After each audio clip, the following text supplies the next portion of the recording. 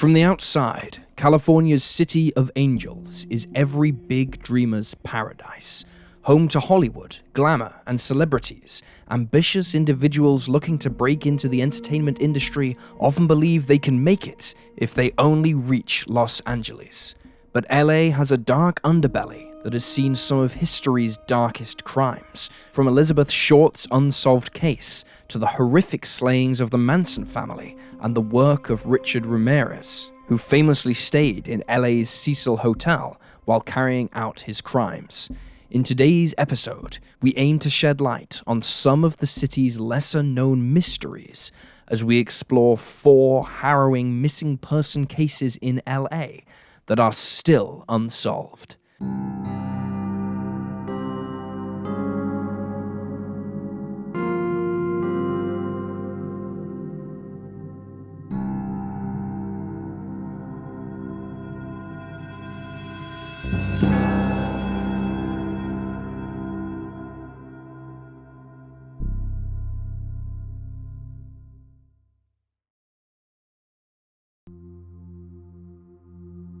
Angelique Emily James.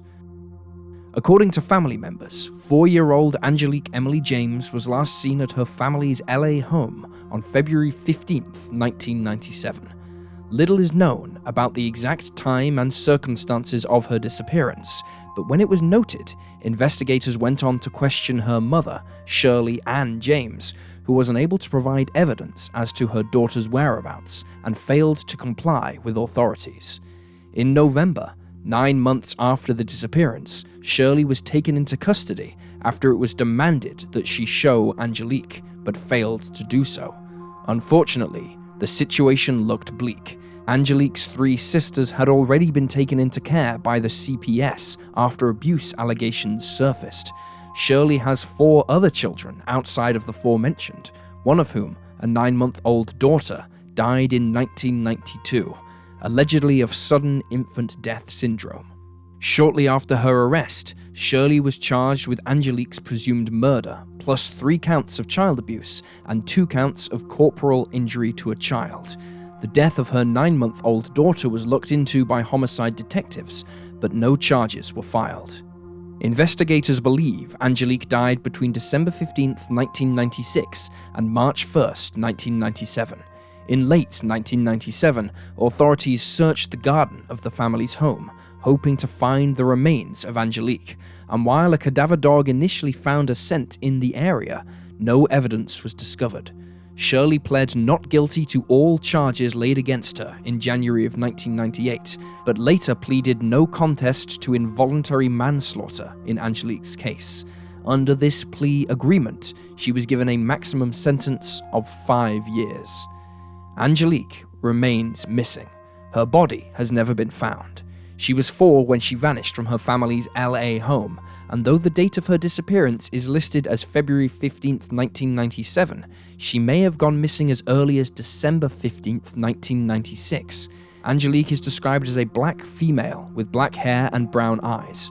At the time of her disappearance, she was 3'6" and weighed around 40 pounds. She has burn scars on the top of 1 foot and a previous fracture on her left arm, which is visible by an X-ray. Due to a congenital skeletal abnormality, she has 1 leg and 1 arm shorter than the other. Angelique is presumed dead, but if she is still alive, she will be 31 years old in October. If you have any information about her case, you can contact the LA County Sheriff's Department at 323-890-5500.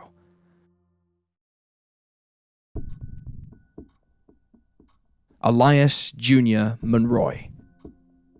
2-week-old Elias Jr. Monroy was last seen on February 2nd, 1987, when his mother, Maria, took him for a routine checkup at the LAUSC Medical Center in the 2000 block of Marengo Street.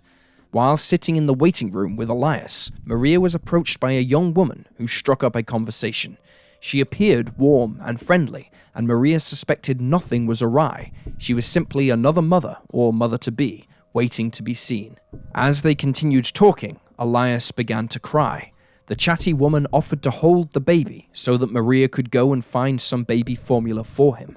But when she returned, Elias was gone, and so was the woman whose care he'd been in. When investigators began looking into Elias's abduction, they discovered that an eerily similar event had taken place 2.5 weeks earlier on January 14th, 70 miles away, in Hesperia, California. A Hispanic woman, whose description matched that of Elias's abductor, approached a woman with a young baby and asked if she could hold the child. The mother turned her down, but the woman approached her again as she entered the car park. As she posed the question, a man appeared and attempted to pull the baby from the mother's grasp. Luckily, the mother and her child escaped unharmed by running into a nearby store. Although authorities can't be certain that this woman and the woman who took Elias are the same person, they believe it to be highly likely.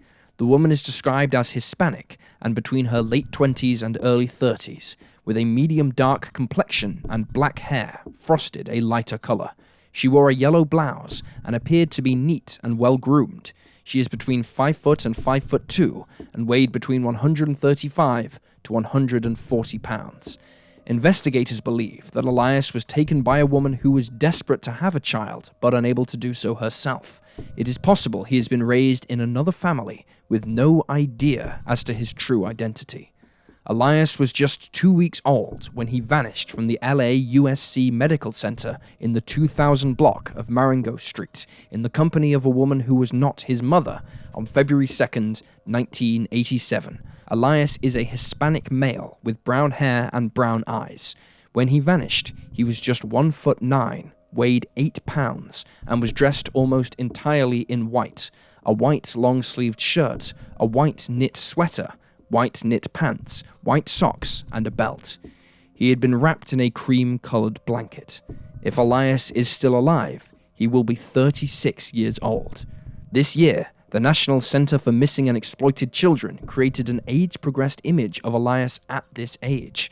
It is the first and only image we have of him, as no photos were taken at birth. Forensic artists used images of his siblings and other family members to determine what he may look like today. If you have any information about Elias's disappearance, you can contact the LAPD at 877-275-5273.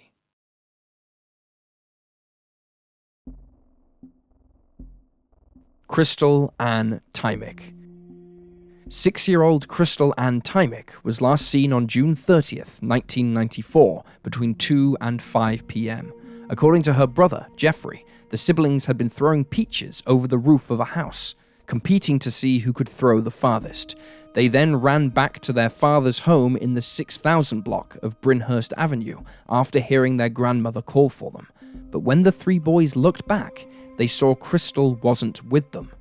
She has never been seen or heard from again. More than 100 police officers with the LAPD searched for the young girl in the surrounding neighborhood, but no trace was ever discovered. According to Jane Newman, Crystal's mother, several neighbors of the children's father, Mario Tymich, had seen her wander away from the property on numerous occasions. She was always returned to her father's home by a neighbor.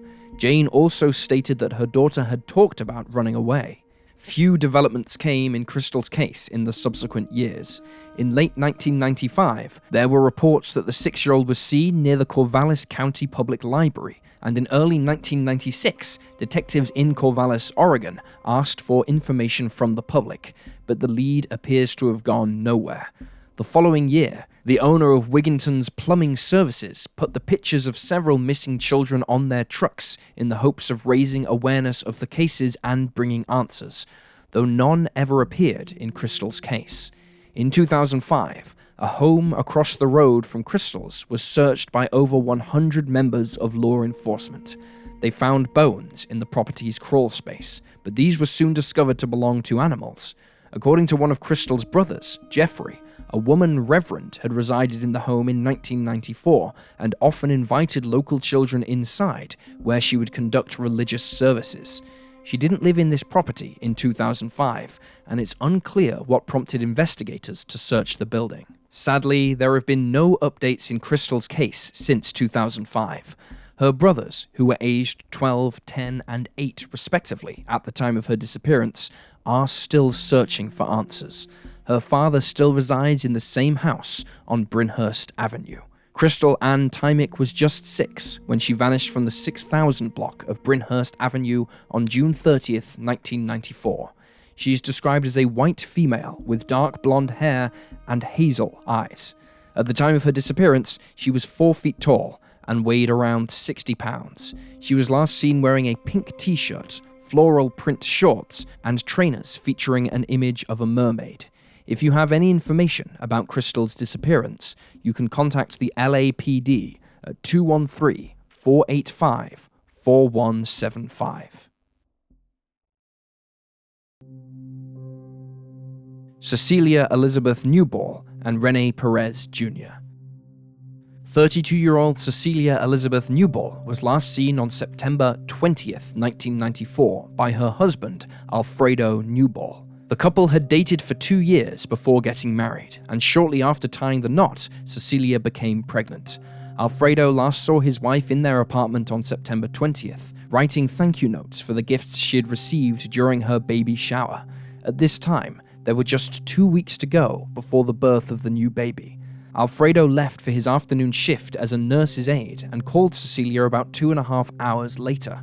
Strangely, she didn't answer, but he didn't think too much of it at the time, as he considered the possibility that she was visiting friends or family. As the afternoon became evening, though, Cecilia still failed to respond to his calls. He decided to leave work early and check that everything was okay with his wife and their soon-to-be-born baby. The first thing Alfredo noticed back home was that Cecilia's car was sitting parked on the street rather than in its usual spot in the building's secure car park. Inside the apartment, though, alarm bells began ringing. Cecilia and Rene Perez Jr., her 6-year-old son from a previous marriage, were missing from the home. There were no signs of a struggle or a break-in, and no trace of either Cecilia or Rene. Nothing was amiss. It was as if the two had vanished into thin air. Inside Cecilia's Jeep, Alfredo discovered a goodbye greetings card. It was store-bought, and its design offered little information, but it was signed Cecilia. On the passenger seat sat her wedding ring and engagement ring. Bizarrely, none of Cecilia's or Rene's belongings were missing. Their clothes and other possessions remained behind, including Rene's glasses, which he needed every day. After making these findings, Alfredo called a friend of Cecilia's, who he believed might have the answers. Kevin Annabelle was his wife's closest work colleague, and Alfredo questioned him about her whereabouts over the phone, wondering if she was at work. Kevin, however, told him that Cecilia wasn't at work. He later recalled, "And he was unusually calm. If it were me, I would be screaming at the person I thought knew where my wife was. But I was more nervous and excited than he was." Alfredo later stated that the reason he was so calm was because he believed his wife would return to him, and that she perhaps just needed a few days to clear her head.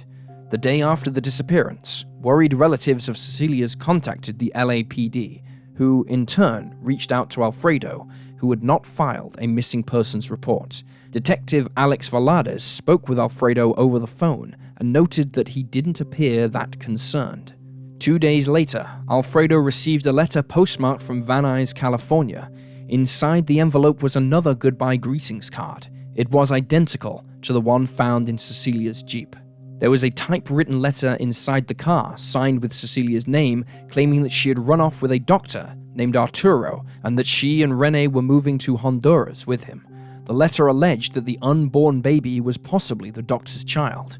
Alfredo noted that the letter didn't sound like his wife's tone, while Kevin Annabelle, Cecilia's work friend, stated that she was almost obsessed with her husband, adding, "And when you're that in love with a person, you don't just meet a doctor and say, 'Well, I think I'm going to Honduras. Let me just write my husband a note.'" Investigators examined the letter and spoke with Cecilia's friends and family, soon determining that the note had not been written by the 32-year-old. Detective Valdez felt that the writer knew more about Alfredo's background than Cecilia's, and suspected that a third party was involved in the disappearance. Authorities soon found out that 6 months before she went missing, Cecilia had received a phone call from a woman who claimed that she had video footage of Alfredo kissing another woman at a baby shower. According to a friend of Cecilia's, the woman wanted to show her the footage, and the 32-year-old agreed. The woman said she would phone again to arrange a meeting, but the call never came, and little more was thought of this bizarre situation. It wasn't until a few weeks before she vanished that things began to stir again, when Cecilia was contacted by a woman identifying herself only as a co-worker of her husband's. She told Cecilia that his colleagues were going to give Alfredo a baby shower at work, and that she had some baby furniture that she wanted Cecilia to look at and choose from, but to keep it a secret because the baby shower was going to be a surprise. The friend of Cecilia's, to whom the 32-year-old relayed all this information, claimed that she had gone missing on the same day she was supposed to meet with the woman who'd called her about the baby shower. Before long, investigators had discovered that no baby shower had been planned and that the woman was not one of Alfredo's colleagues. It's unclear if the two calls were from the same woman or two separate individuals, and she, or they, have never been identified. Detective Valadez has expressed his suspicions of Alfredo, believing that even if he is not directly involved, he may know more than he is letting on. Alfredo, for his part, has maintained his innocence and believes his wife left him voluntarily. Alfredo and Cecilia had been married for a year at the time of her disappearance. Her friends have noted that there appeared to be no problems with the marriage and that they don't believe she would simply take off without prior warning. Cecilia Newball was 32 when she was last seen on September 20th, 1994 in LA, California. She is described as a Hispanic female with black hair and brown eyes. Her ears are pierced, and she is between 4'11" and 5 feet tall. At the time of her disappearance, she was 8 months pregnant. Her maiden name is Amaya, and she was born in El Salvador. Rene Perez Jr. vanished alongside his mother. He was 6 when he went missing, and is described as a Hispanic male with brown hair and brown eyes.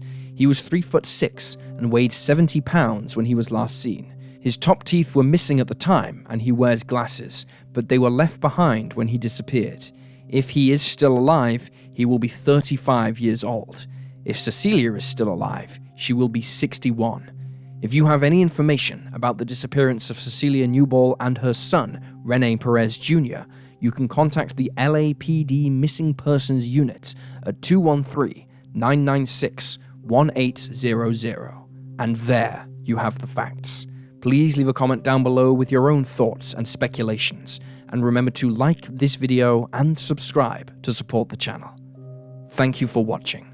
Stay alert, stay safe, and I'll see you next time.